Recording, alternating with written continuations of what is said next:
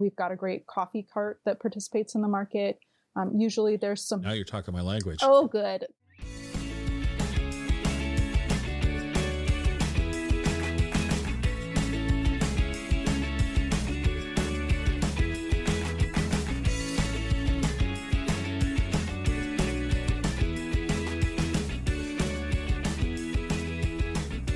Welcome to the Exploring Washington State podcast. Here's your host, Scott Cowan.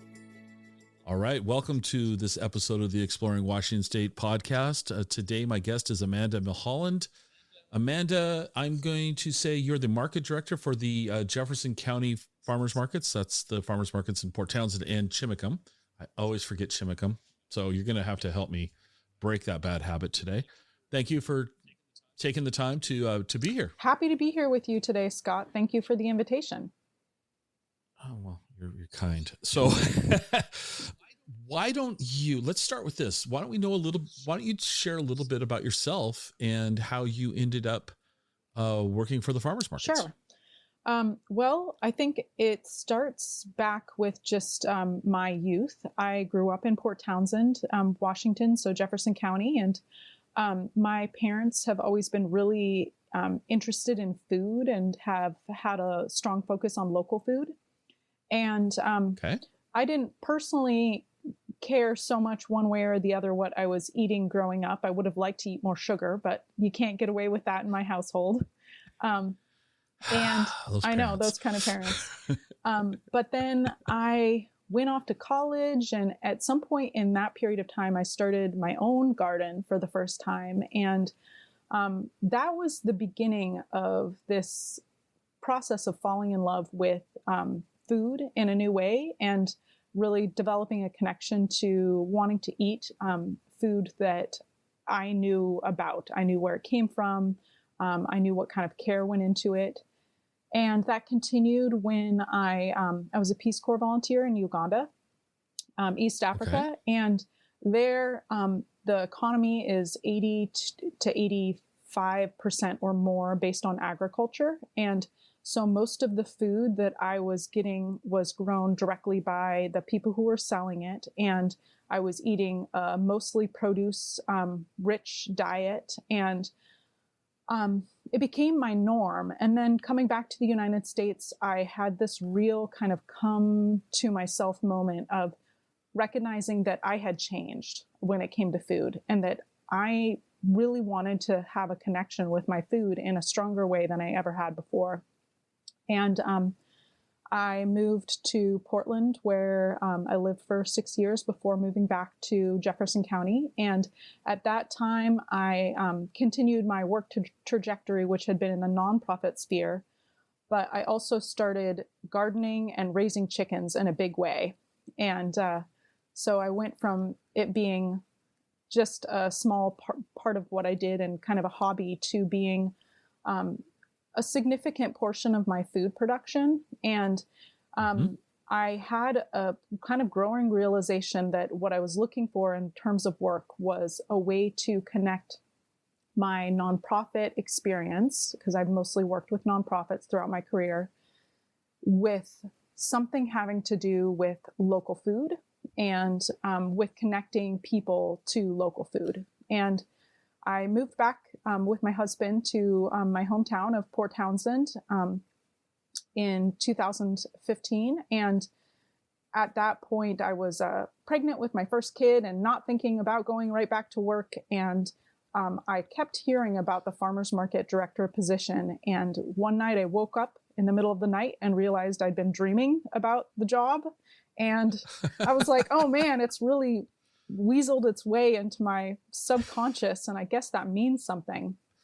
And so I applied, and this is going to be my sixth season directing the Jefferson County Farmers Markets, and I really love it. It comes with all kinds of different challenges and amazing opportunities, and a great kind of canvas to get to know local food and producers in the community. And I really love what it brings to my community to be part of a farmer's market and to really be able to support the growth of local small businesses and farms, as well as community value of local food. I've got a couple of questions for. Where did you go to college? I went to Evergreen, Olympia. You went to Evergreen. Yeah, okay. Evergreen State College, Olympia. Yeah. All right. And then you Peace Corps in Africa, so that's a massive culture. Yes. Yeah. Shift. Yeah. For sure. Then you ended up in Portland.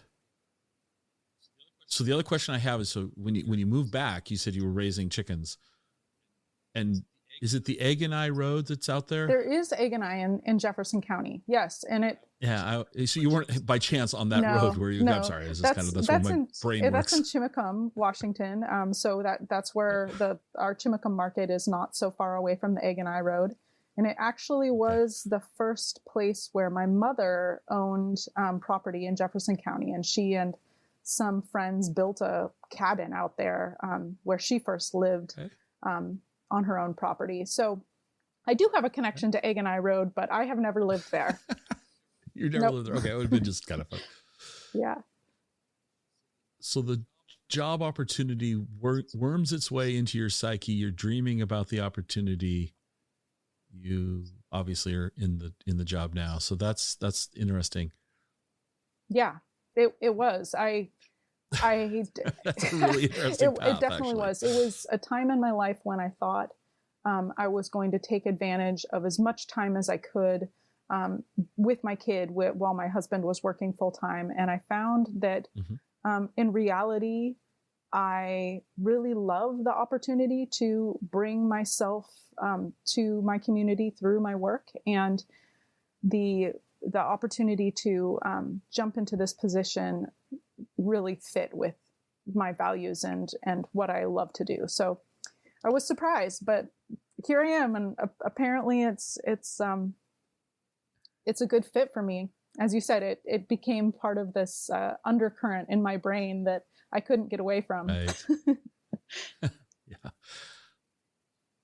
Do you consider, so help me out here, because this is where relying on you as the local expert. The Jefferson County farmers markets run the two markets. Yes. Are they completely independent of each other underneath this umbrella, or are they? How would you help me describe these? Because like to be blunt, or not blunt, that's probably, to be completely honest, I always forget about Chimacum. Yeah. Sorry, Chimacum. Yeah. If you're listening, my bad. Yep. That's a great question. They are very much like sister markets in my mind. We share a lot of the same resources and the same management. The Jefferson County Farmers Markets, we're a really small nonprofit organization. I'm the only full-time staff of the organization. And our other part-time staff work often at a little bit at both markets. And I sometimes am also at both markets. And the Chimacum market, it was first started by the Chimacum Grange in 2008. And at that time, it was developed as a way to bring more access to fresh food to Chimacum, the Chimacum community. And in 2010, the Jefferson County Farmers Markets, which at that point were just operating the Port Townsend Farmers Market, took over the management of the Chimacum Farmers Market to support its growth and stabilization. And since then, the market has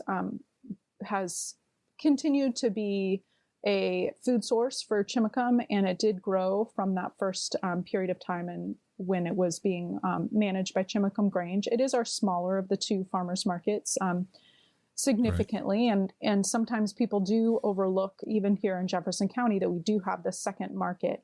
And in the past, we've actually operated additional markets prior to COVID.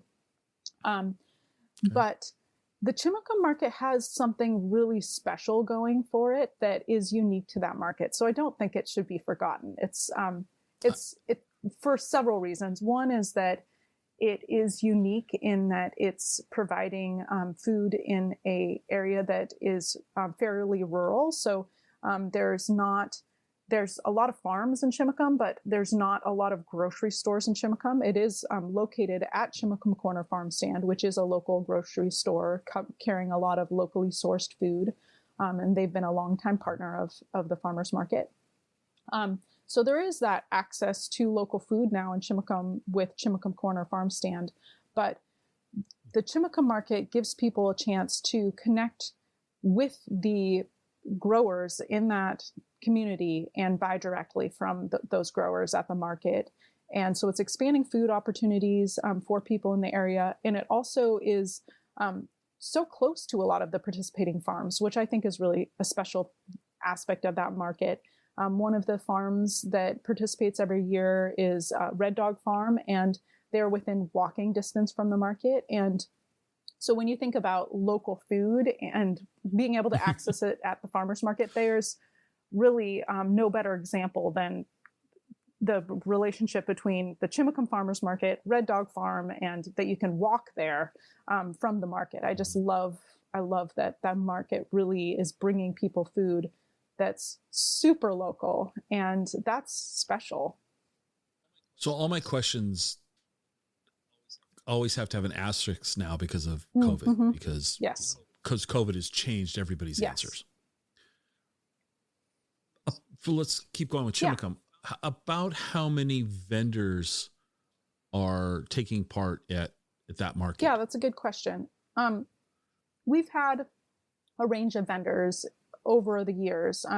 This last year, we actually had more vendors than we had prior to COVID. So that was an interesting kind of shift in that market, and sales even went up at that market versus prior to COVID sales. So last year, there were a total of 20 vendors and as many as 18 participating at one time. So that's, it's not a big market, but in some seasons, we've had as many as 10 vendors. So it's the great thing about the market is while it is small, it does provide a good diversity of products. So you can get your fresh produce.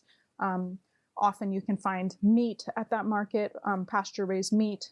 We've got a great coffee cart that participates in the market. Usually there's some. Now you're talking my language. Oh, good. We found something in common there. I do love coffee. I'm a huge coffee nut. It's good.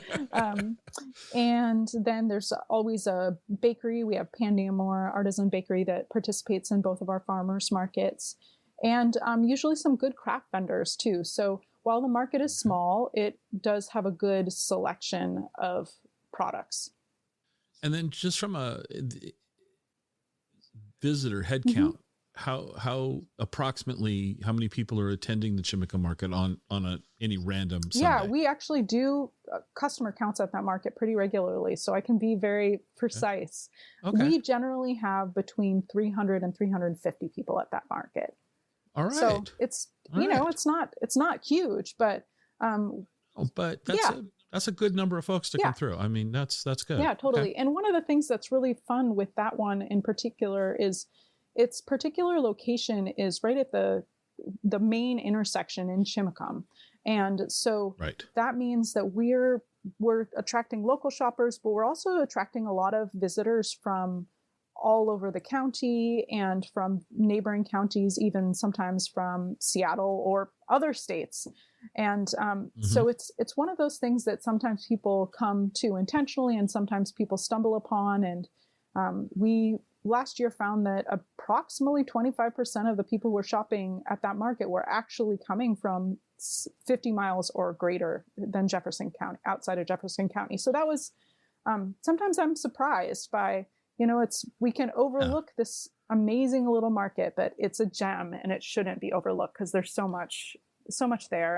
And people, even from outside of our small community, are getting to know that market. How are you going about from a let's just say from a business standpoint? How are you going about identifying that 25% of your folks are traveling a good distance to attend? That's a great question. We do participate in a small grant every year from the Jefferson County lodging tax, and that grant allows us to specifically promote the Chimacum Farmers Market. And part of our grant reporting is we actually are responsible for doing a survey of our shoppers on a monthly basis. And so we do that in a couple of ways. One, we just do a head count, and we do that more than once a month. It's a really good kind of indication for us of how the market's doing. But at least once a month, we additionally do a dot survey, where we're collecting a random sample of information from a random sample of people shopping at the market. And the questions include things like, how far did you travel to get to the market, with some various ranges for people to choose from. And so that's where I'm getting that number from, our dot surveys. It's interesting though. It's interesting when I talk to markets and when I talk to businesses in general, where their clientele is coming from. It's always interesting to hear people's methodology on that. Yeah. So the Chimacum market compared to the Port Townsend market is a much shorter season. Yes, that one is June through October. So first Sunday in June to the last Sunday in October, 10 a.m. to 2 p.m. And the Port Townsend Farmers Market runs from the first Saturday in April to the third Saturday in December. So this year it's April 2nd till December 17th. So it does have a longer season. Yeah. With Chimacum being, we'll help me. So you're open 10 to 2, so 4 hours. How much prep time are you guys? How hard is it to set the market up? It's got to be just super easy. Vendors show up early. They're punctual. The herding of cats. That's a good question. With the Chimacum market, we generally have one staff person that goes to that market. So it is a market that can be set up in a couple hours time and broken down and in a little bit less than that by one person. So generally the person who's working that market does an 8-hour day. And yeah, it's a fairly easy setup, a couple tents and sometimes borrowing tables from Chimacum Corner Farm Stand and bringing them over to our market area. But it doesn't take too much to set it up. The Saturday market does take quite a bit more. This year, we are really excited to bring live music back to both markets. That was something that we had to discontinue during the first couple years of COVID. And so for the Port Townsend market, that means setting up a pretty simple stage, just some stage platform boards and a tent and weights and either having a music coordinator that sets up sound equipment or having the musicians set up their own sound equipment. And so that adds some time. We also set up benches and such for the live music. But it's something that we really value being able to offer the community. We know that that it brings a lot of folks who want to be able to shop and enjoy the market as a place to be in community with each other. And so that's something that we love to be able to help facilitate. So I'm looking at some of the questions we had talked about. Yeah, no problem. We're a fully transparent show. Whenever there's a pause, we have to explain why to the audience. Well, let's transition now to the Port Townsend market, because that's the market that I've been to. Oh, nice. Several years ago. I mean, it's been a while since I've been to Port Townsend. Regretfully, it's been a while since I love Port Townsend. Well, you should come. This is going to be the year for it. We're celebrating our 30th anniversary this season. So that's interesting because that's a fairly significant, milestone. I mean, it's more significant than 29 and less significant than 35. Yeah. So, I mean, come on. 30 years of farmers markets in Port Townsend. What can you tell us about the origin? How did that start? And I know that predates you, but what's kind of how did the Port Townsend farmers market come to be? Yeah. I love the story of this market, and I feel like there's probably a lot of markets that share some similarities and just kind of origin stories. But this one, it feels like, even though you're right that I wasn't working with the market 30 years ago, I just turned 40, so I would have been 10, and that would have been really not working. Child labor laws being what they are.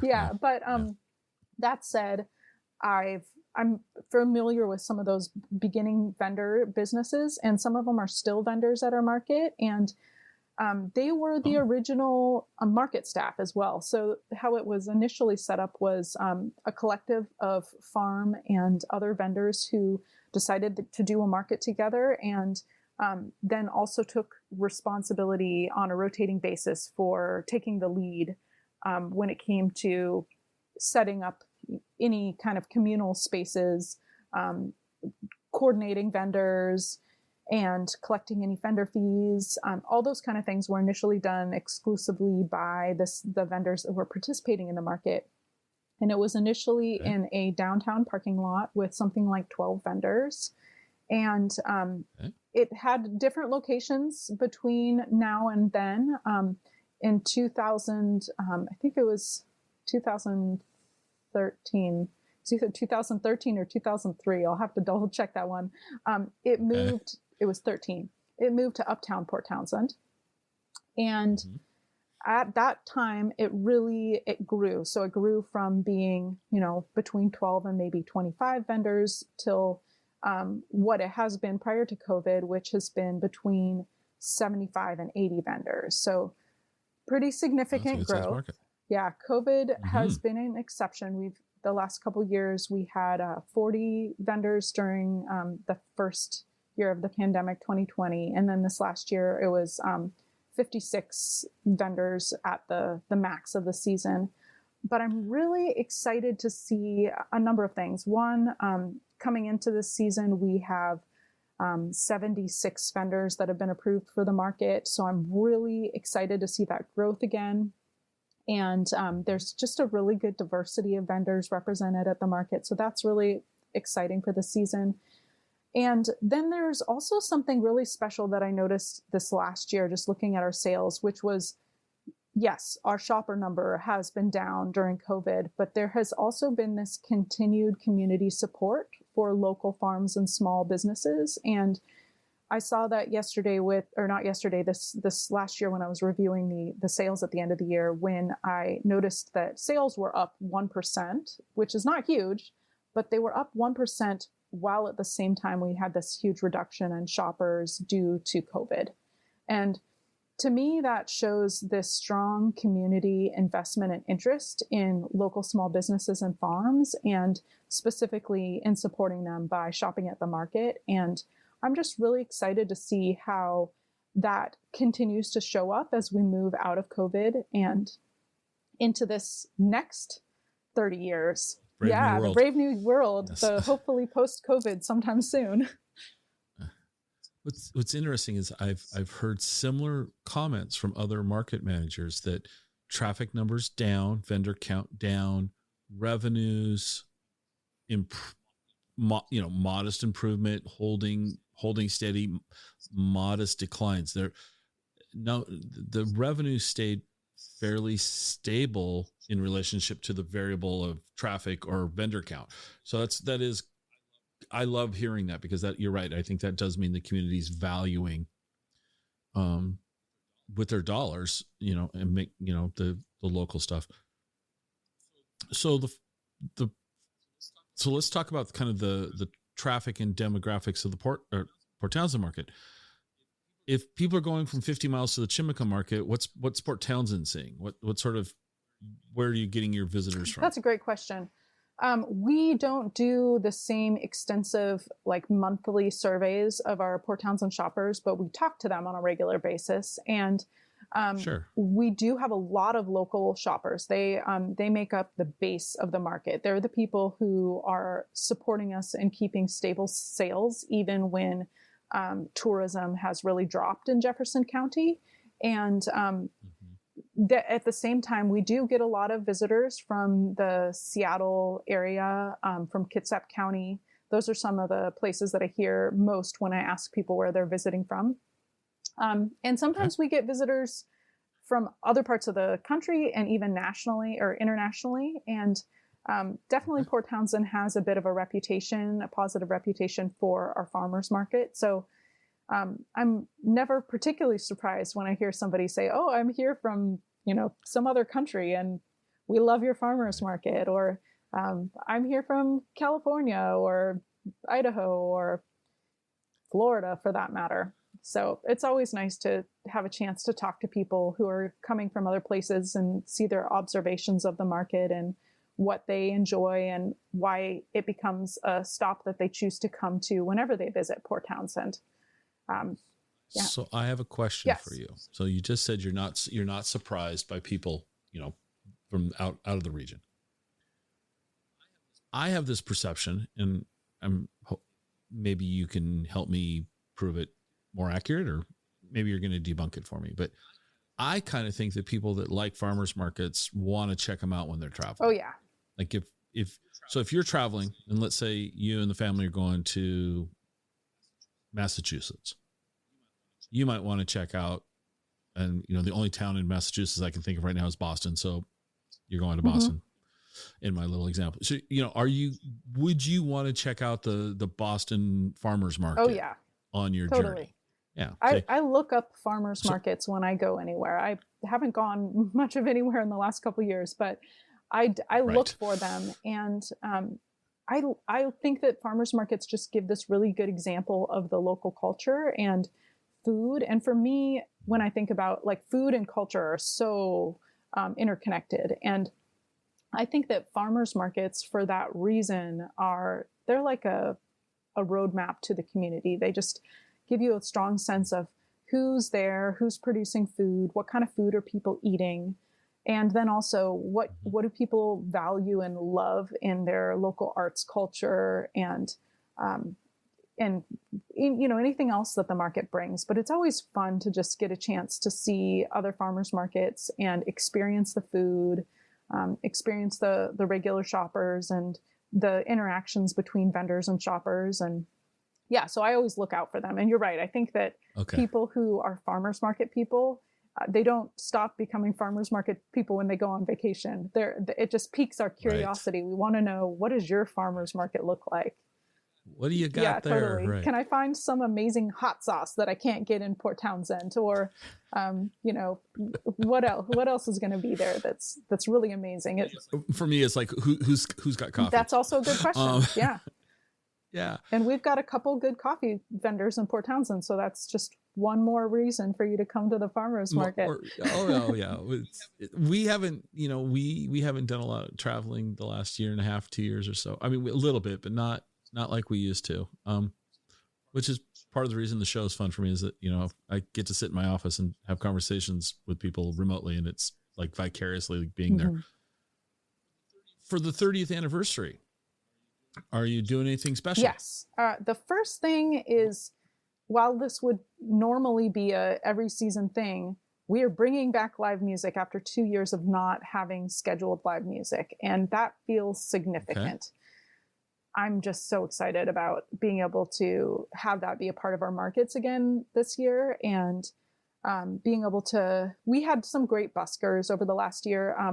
But the challenge when you don't have a budget or a structure for booking music is there's, a lot of the same music every week. And that while it's like great music, at some point you miss the diversity that comes when you're able to invite lots of different performers to come to the market. And so I'm really excited about that. We're going to have live music for our opening day and throughout the season. We also we'll be doing a red ribbon cutting with our Chamber of Commerce, which is fun. They bring a very large ribbon and excessively large pair of scissors for the cutting. Yeah. I'm always just so curious, where do you get a pair of scissors that's that size? Because it's just, my kids would go crazy with it. Well, the same place you get those giant checks that they hold up, that they're, exactly. It's the giant mark or whatever it's called. Yeah. And then we're still working on some other details. We'll have our public library doing a story time for kids and live music and the ribbon cutting and vendors, so many vendors, including vendors who are returning to the market who haven't been there for a few years, and new vendors. And I'm just really excited for that combination of new and returning vendors and music and people and story time. And yeah. Musically, what type of music do you like to bring into the market? That's a great question. My ideal for market music is that it is different from week to week. We have a lot of really talented musicians here in Jefferson County, and we love to host them. And we try to not have the same musicians play too frequently. There are some great ones that end up being staples for us. But this, for the opening day market, I know I'm working on the other band, but the one that we do have set up for sure is called Harmonica Pocket. And they do really fun music. Keith, who's the musician for that band, he does a combination of silly, fun kid songs, and then also he's got a beautiful voice and plays a few different instruments, and so he sometimes also will sing adult songs. So it's just fun to have the combination of energy and silliness that comes into the market with his music. And I really feel like he helps set the stage for a family-friendly market. And we often have a lot of kids and families come to our first market of the season, so it feels like a particularly good one to have Keith there to help us kick off the season. To kick it off. I'm looking on your site, so because you said kid-friendly. What about dog-friendly? That's a good question. If you got a dog and you feel the need to take it to the market, you are welcome to go to the Chimacum Farmers Market. We don't do dogs at the Port Townsend Farmers Market, with the exception of service animals. And there are some people who are disappointed about that. Most people who I talk to support having no dogs, but it comes with a history, as I think most no dog policies come with a history. We've had the experience of vendors have had produce peed on by dogs at the market when they used to be allowed. That's it's such an unfortunate thing. You're like, oh great, I can't sell that because your dog just peed on it. We've had concerns with tripping on leashes when the market does have its normal capacity of people or normal attendance. Pre-pandemic, we frequently would have 2,000 to 3,000 people at the market on a Saturday. If you think about those are big numbers. We have not had those numbers during COVID. I don't expect we'll be there this next season, but if you think about numbers like that, and then you think about dog leashes and some dogs that are really friendly, some dogs that are not consistently friendly, it just becomes this factor that's it doesn't feel fair to the general community. There's also issues of, we do support people having service animals at the market, but having a bunch of dogs at the market actually can affect the accessibility of the market for people who, are nervous about running into a leash or nervous about being near a dog. A few years ago, I had one of my kids in my arms at the market and was talking with someone asking them to leave because they had a small dog in their arms that was not a service animal. And the person was explaining to me why their dog should be at the market, who the dog then bit my child while in the arms of this customer. And it was just a good reminder that, we do what we can to set the market up for success with having some expectations of our shoppers. And one of them is that we just want you to bring a service animal and leave your pets at home, even if it's a super kind animal. Sure. It's a totally different thing when it gets in a crowded environment, and the reasons for not having dogs are numerous. And while your dog may be an exception to, lots of those reasons, just do us the favor and keep your dog at home so that you can enjoy the market with to its fullness. Port Townsend's been 30 years. 30 years. To your knowledge, is there a vendor the longest running vendor? We do have some vendors who've been at the market all 30 years. I know, right? That's crazy. It's wonderful. I love it. Okay. Give me an example. What are they selling? What have they sold for 30 years? So one of them is a vendor called Mountain Spirit Herbal Company. Denise Joy is the vendor, and she is a farmer and herbalist, and she has been selling her line of tinctures, salves, body care products with a random assortment, occasionally of different kinds of produce, or she grows pumpkins every year. She's been doing that for for 30 years at the farmers market. And I love some of the pictures she shared with me of the early days of the farmers market. It's nice because having grown up in this community, I know the people in the photos, and just to see, these young people who are the parents of, some of my peers and friends, and to see them as people my age or maybe even younger who are participating in the early days of the farmers market. It's just really sweet. I love that. Right. Another vendor that I think has been with the market for all 30 years is called Gathering Place.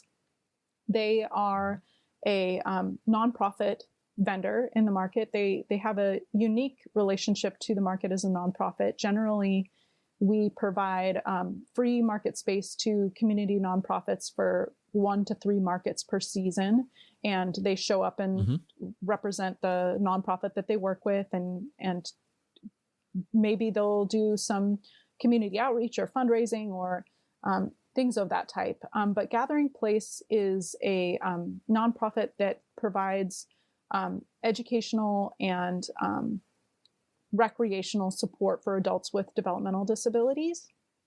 And part of what they do to support their work is produce arts and crafts and dog biscuits, of all things, for the dog that you did keep at home, because I was going to say, for the dog, yeah, exactly. The dog's at home, but you can bring biscuits to the dog to make up for the fact that they're at home.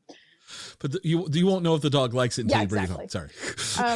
So dog biscuits and arts and crafts that are made by or in partnership with the adults that are served by the program. And so they've been doing that for 30 years as one of their primary income generating methods for their nonprofit. And we just love that partnership. We love the opportunity to see them continue their work and to be able to support their work with having them participate in the market. And I'm just so thankful that those 2 vendors have been there the whole darn time. We've had some other vendors that have been at the market for a long time, but as far as I know, those are the 2 that have been there the longest, like from the very beginning. Yeah. Humor me with this question. I'm asking you your opinion. Okay, your opinion. I'm going to say, what is the oddest thing that you have seen for sale at the market? In other words, what is just something, you walked by and you went, we're not yeah. Has there been any, things that have caught your, Well, I am part of the group of people who juries in vendors. We've had some applicants for the market where I've seen products and thought, what? Like, what is this? Generally things that just totally baffle me, and then that are just a little too out there. They often don't end up at the market because we do try and hold ourselves to a fairly rigorous standard when it comes to the products that we're bringing to our community. So if there is a food, art, or farm vendor that is interested in participating, we are looking at their products and making sure it is a good fit, and that they are looking at being how to be sustainable as a business in terms of their sourcing, and how to support local through their sourcing. So that does all come into, like, when you actually show up at the market, the quality of the products is pretty darn high in my consideration. One of the, I think the product that most surprised me and that I actually found to be a super awesome product, this is, going to get into a realm that may make some people uncomfortable, but I'll say, was reusable cloth pads, menstrual pads. That was something where I was like, I was thinking, wow, at a farmer's market. And then it was just like, of course, at a farmer's market, here we are trying to have an approach as a business incubator that is really helping small businesses bring sustainable, thoughtful products into our community. And that was one of those products where it was just such an obvious and great way to reduce our use of plastics and throwaway products. And I ultimately, bought them for a bunch of friends and was like, this is great. I sent them to some of my friends in Uganda who were like super excited. Right. So, some of those things that initially make me go, are actually like some of the most amazing finds that you can get at the market. And that's half the fun of it, isn't it? It's like, Yeah, for sure. What is the process for so somebody's listening to this and they're like, well, I want to be a vendor at one of these markets or both. What's the process like? We try to make it pretty easy. We do an electronic application and it's available on our website. The application period is still open for the Chimacum Farmers Market until April 1st.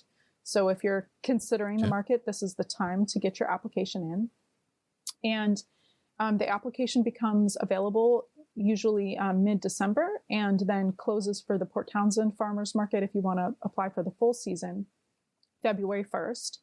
And then for the Chimacum Market, it's April 1st.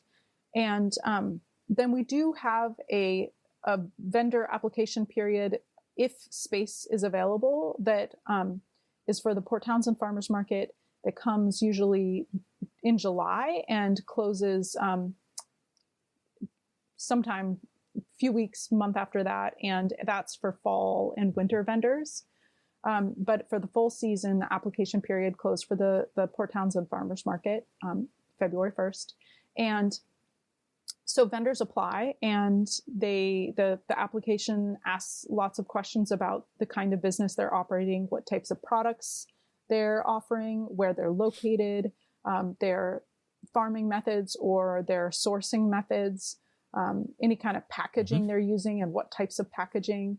And all those things come into our consideration when we're inviting new vendors to join the market. Art vendors are asked to submit pictures of their work. Sometimes we have prepared food vendors submit a product sample to the board, especially if they're offering a product that feels like it might have overlap with other products that we're already offering. Then we just want to have a sense of, is this going to be truly two products of the same exact nature at the market, or is this going to be a new rendition on what's offered that will be of value to our community and help support a new business and growing here in the county. Do you allow, we'll just stick with coffee because that's, do you allow two coffee companies at the market at one time? Yes. Yeah, we it's an interesting one. We allow, we could potentially have more than two. We have two right now at the Port Townsend Farmers Market, but we look for having a diversity of products. And so we would be concerned if there were a lot of vendors applying for the same thing.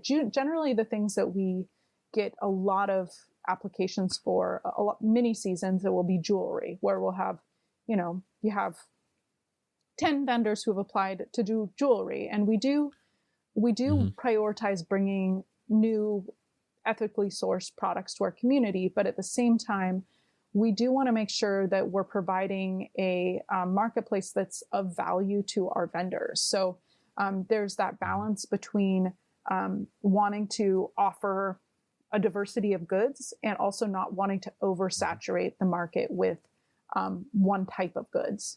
And so we look to balance both of that in our review process and when we're accepting new vendors. Okay. I mean, you could have 20 or 30 coffee vendors and be just a Oh, you would market. like that. I'm going to plug in my computer while we're talking. Okay. I would love that. That'd be awesome. But I might be in the minority on that. I think you and I might both love it, but after cup number 2, I become a less productive and more eclectic person. So, but I don't see the problem in that. You might if you're hanging out with me. Yeah. Let's talk about almost there. Yeah. Who does the market serve? That's a great question. I love that question. we serve a lot of different populations. Of course, we've been talking about vendors, so I'll start there. To start with, we serve our vendors, and to start with maybe isn't the right way to say it, because this populations that we serve, it's not like they're on tiers. They're all important. Well, without vendors, you're not serving Exactly. the public, you know. So you've got two sides of this table. I mean, there's vendors and sure. customers. So with our vendors, we are focused on farm, food, and art businesses. We do provide some booth space, as I mentioned, to nonprofit businesses, as well as service businesses if they're a good fit for the community. So, for example, we're going to have a massage therapist back at the market this year who will be doing massage through clothing and with masks on, of course. Yeah, the variety of businesses is can be wide, but within that kind of range. Some of the farm vendors that we're working with are primarily doing mixed produce or pasture-raised meat, and some of them are doing value-added products, like, for example, jam or tomato sauce. So there's when I say farm, it isn't just one thing.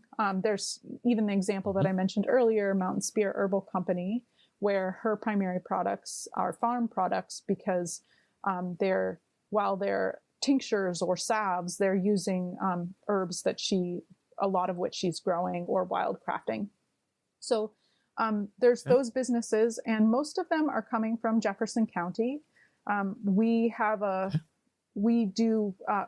vendors consist of businesses from Jefferson County and within the surrounding counties, but with the priority on serving vendors from Jefferson County. So we are unique in that among a lot of farmers markets. I'm sure that there are other markets with a similar approach, but because we're in this very rich agricultural community and arts community, we find that we get enough applicants from within Jefferson County that we often don't have room for many applicants from outside of the county.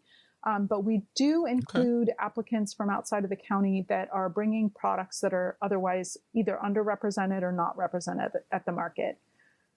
So, for example, we'll have a wine vendor this year, Seebeck Cellars, that's from Kitsap County. And we don't have much, we have great cider represented and a little bit of wine and mead at the market. But we don't have the variety that we would love to see at the market. So including a Kitsap vendor, just one of the neighboring counties, is a great way for us to increase the offerings that we bring to our community. Right. So when it comes to vendors, primarily Jefferson County and some from our surrounding counties. When it comes to shoppers, we really strive to make the market a place that serves everyone. And that's a bold and broad and,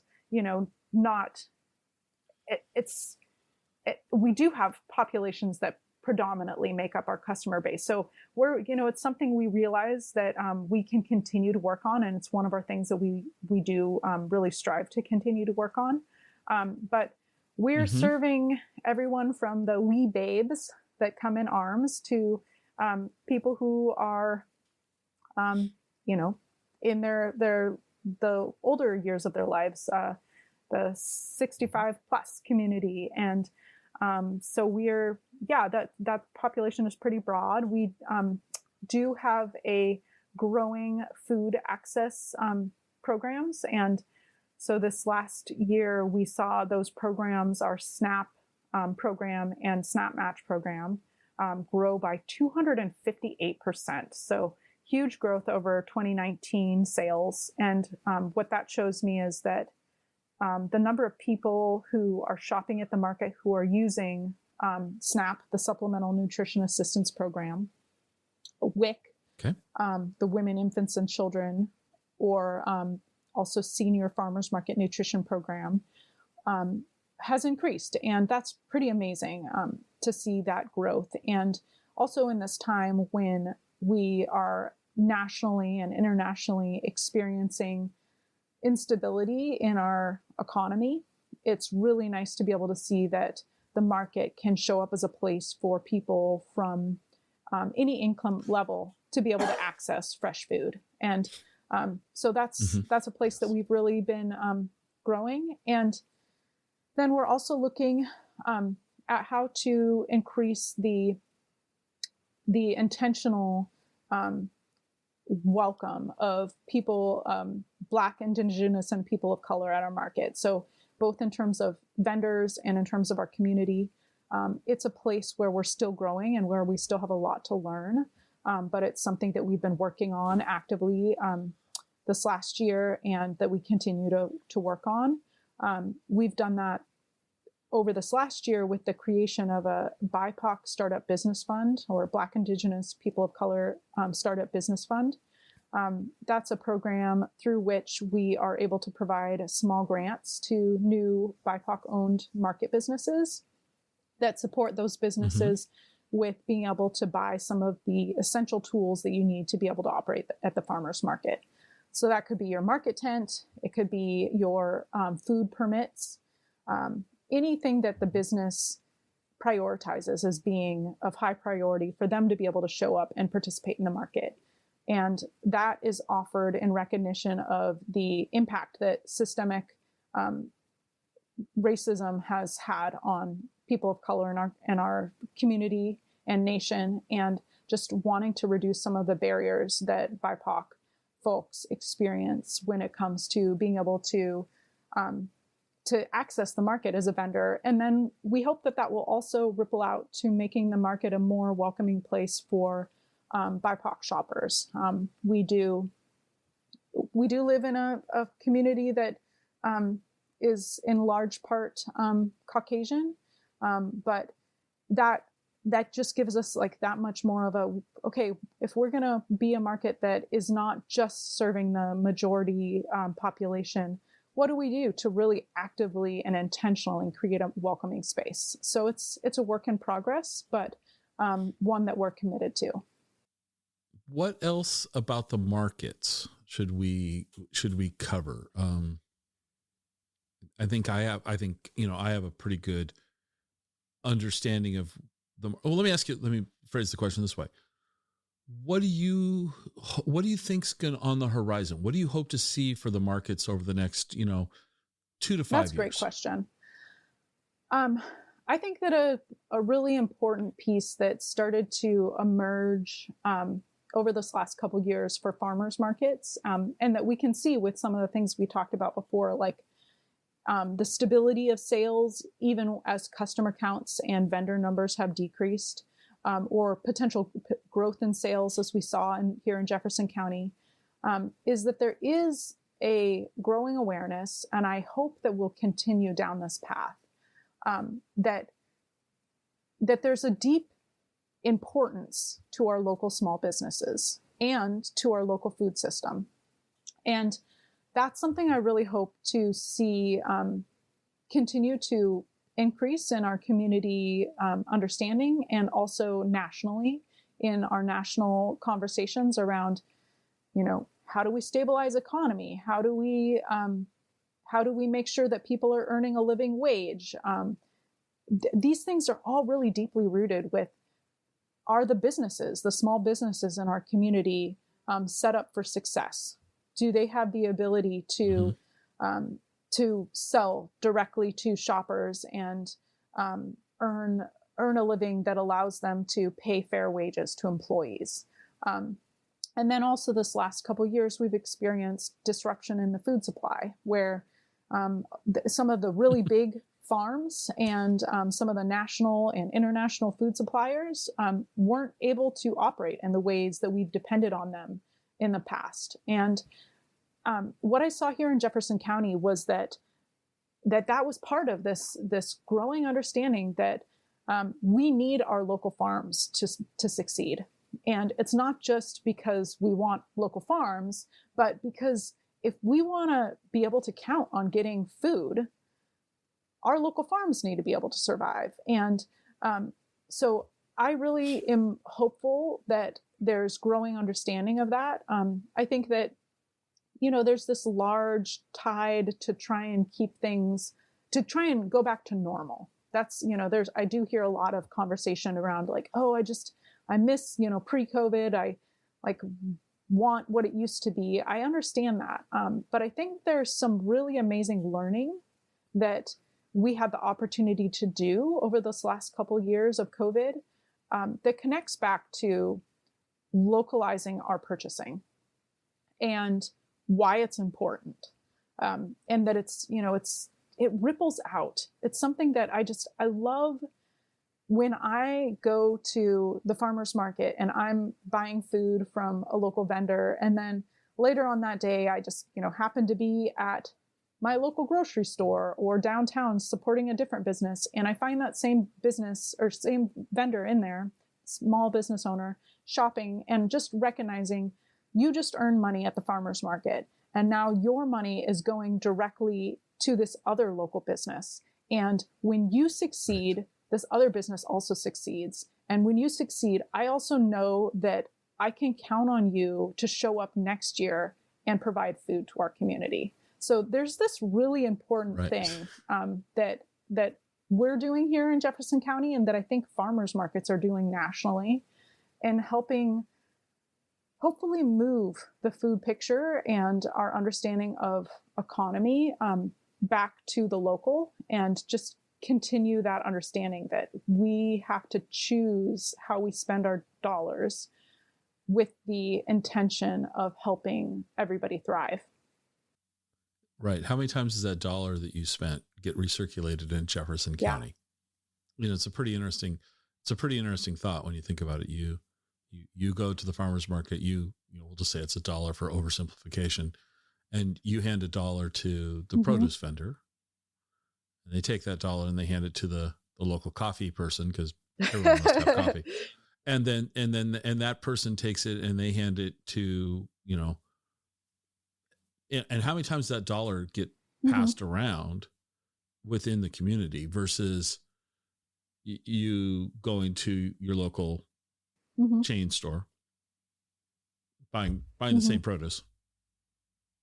And some of those dollars stay in the community in the form of labor, but a lot of those dollars go to wherever that corporation's from. And it benefits the community to a little, to a point, but I see it as markets do a different, I think we need both in a harmonious way but I like the idea that you, in your story where, you bought produce and then you saw that person at the store later on in the day. And you recognize where your food's coming from. You recognize that person. I think that's wonderful. Well, when sure. Go ahead. Go ahead. I think, there's more to answer with that question of kind of what do I see for us? There's a lot of other big questions we're looking at right now as a farmer's market. We are in strategic planning this winter, and it's such an important thing for nonprofits to do on occasion. Anyone, I mean, can we do like a strategic planning session for like each of us as individuals? Because I think that kind of stuff also needs to happen in some degree with many of us, like just thinking like, what is it we're doing? What are my intentions? How am I growing? Right. How do I grow with in a way that's responsive to the needs and interests of the people that I'm serving, vendors, shoppers. So we're doing that right now. It will be a process that we continue over the next year. And, then it will be a plan for the next 3 to 5 years. So we're looking at a lot of big things. We're looking at things like, we looked at the big question of what kind of market do we want to be, and really realized that we wanted to be a hub for our community in addition to serving our vendors. We've had a lot of interest among community members around the question of, should we have a permanent physical space or should we continue to operate pop-up markets? We definitely at this point are not ready to build a permanent physical space, but it will be a continued question for the market. There's a lot of other big things like that where we're just looking at what do we do to support the sustainability and growth of the market over time, and how do we continue being relevant to our community? And then there's other things like for example, the beginning of the work that we've been doing around equity, diversity, and inclusion, that connects back to our food access programs. It connects to our BIPOC Start-Up Business Fund. And it also, we recognize there's a lot more to do there. Like, for example, I think we'll be starting the assessment over the next several years of, is our farmers market physically accessible to people? And how can we improve that? And are there populations that we're overlooking when we're thinking about who we serve? And so those are some of the big questions that we'll be looking at over time. And if there's any other farmers markets listening or farmers market shoppers listening, I just encourage people to embrace those questions with us. They're such an important thing for us to be thinking about as people. Like, how do we make sure that we're not overlooking part of our population in our work? And how do we really move towards a place where we can be inclusive of all of the people who want to participate in the market? In what remaining free time you have in your life when you're not managing farmers markets, what do you do for fun and excitement? That's a great question. I love it. I still garden, and I do have 2 small children, Okay. so I haven't been able to successfully maintain it as my primary food source, but I do love it. It's like medicine for my soul, and there's nothing like a fresh salad directly from the garden that you pick that same day, bring it inside, wash it, eat it. That's just, I love that. I also love to ride my bike and run and hike. And spend time with my kids and go to the beach and build a sandcastle or whatever they want to do. And I have a extended family here in Port Townsend and Jefferson County. And so, with COVID, it's been harder to spend as much time with all the people who I love and miss and care about. But we've prioritized continuing to be close and engaged with our family. And that's a real joy for me. Share with us an off the beaten path hidden gem. I don't want you to give away your top secret place. I'm not asking for that, but if somebody were to search the internet and look on TripAdvisor or Yelp or something, they're going to be told to go visit downtown Port Townsend because of the great architecture, go to Fort Worden.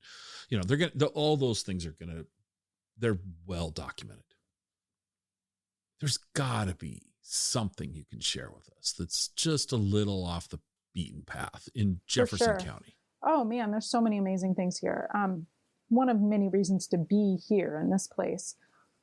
I love the trail system that's just really close to my house. We have Cappy's Trails, which is maintained by the Jefferson Land Trust. They own the trail system and maintain it. And it's weaves around different parts of, it's just like in my backyard, essentially. It's amazing. And as a runner, I just can't be more thankful for that trail system. It's one of the reasons that I'm so happy to donate to the Land Trust every year. I just love what they do and their effort to really make accessible local trails, in addition to the work that they do supporting local farms with property easements that allow those farms to stay in farmland. So that's one thing is Cappy's Trails. And the Land Trust puts out a really fantastic map of the trails. So that's something, they are one of our market sponsors. And I know that they're planning to be at the market a few times at least this season. So when you see them at the market, pick up their trail map because it really is not to be missed. And it's such a sweet system. You mentioned some of my other things that I love, like the beaches and such. A lot of times people check out Fort Worden, but forget to hit up North Beach, which is, it's not like a sandy beach. It's got big rocks and driftwood, and you can hike on it for, miles and just enjoy a lot of quiet beach time. And I love that beach. And then you can, from there, easily connect to all the trails around Fort Worden. So they're both there and pretty close by each other. Okay. And then the farm stands. So check out the farm stands. Okay. if you don't have a chance to get to the farmers market, you can still support local farms by going directly to some of the farm stands. And there's several in Chimacum, as well as other parts of the county. So my next visit to Port Townsend, I'm going to show up in the morning and I'm going to need coffee. Where should I go? If it's a Saturday, you should come to the farmers market. Okay. Yep. All right. If you're not going to be there, in time for the farmers market, or you need to get your coffee before you can get to the market, we've got another couple great coffee shops. We've got several groups that do their own roasting and just make phenomenal coffee. There's Better Living Through Coffee. They also are one of our vendors with the PT Coffee Company. And then we have a couple different other coffee shops that don't participate in the market but are really great. There's one that's close to, on either side of kind of our boat areas, there's Velocity, and they are market regulars. So they frequently, I see them most Saturdays at the market, and they also do a mean cup of coffee, however you like it. And then there's the Port Townsend Coffee Company that's by the Boat Haven, and they just do really great coffee too. So you know what? You can't go real wrong here in Jefferson County when it comes to coffee. We've got some really good stuff. I remember seeing the sign for Better Living Through Coffee, and I just thought that was a brilliant name for a coffee company. I love that name. I just thought that was just fabulous. Well, as we wrap this up, what didn't we cover? Did I overlook something? Did we miss a big topic? Because oftentimes I can do that. I think you did a really great job. I don't feel like we missed anything in particular. I could dive into any number of, praising how awesome our businesses are, but vendor businesses. But I think that you have to show up at the farmers market to see it for yourself, because there really is so much to experience. And if coming to our market isn't going to work for your plans, so I hope that I just had a big ding from my calendar. I hope that should come through. But it does. But that's if coming to our market isn't in your plans in the next couple months, once it opens in April, then hit up your local farmers market, because there is going to be something amazing there that you're going to love, and then it's going to give right back to your community through your shopping dollars. So come visit us, Port Townsend or Chimacum, and if you can't make it to our markets, then visit whichever your closest farmers market is and show them some love. In the show notes, I'll put a link to the farmers market site so people can take a look at it and make sure the hours are convenient and all of that. Amanda, thank you very much for taking the time to make this happen. I enjoyed our conversation and learning more about the markets. Yeah, thanks for your time, Scott. It was nice to talk with you, and say hi when you're at the market. I'll give you a tour. I will stop in. I'm pretty, I mean, somebody that looks like this is pretty easy to, I think well, you do kind of look like my uncle too. So it's either you or my uncle, but yeah. So I see that, or my friends go, oh, it's Santa. But we don't like that. Yeah. But anyway, I kid. Well, You're thank very you so welcome. much. Have a good rest of your day. Bye. You too.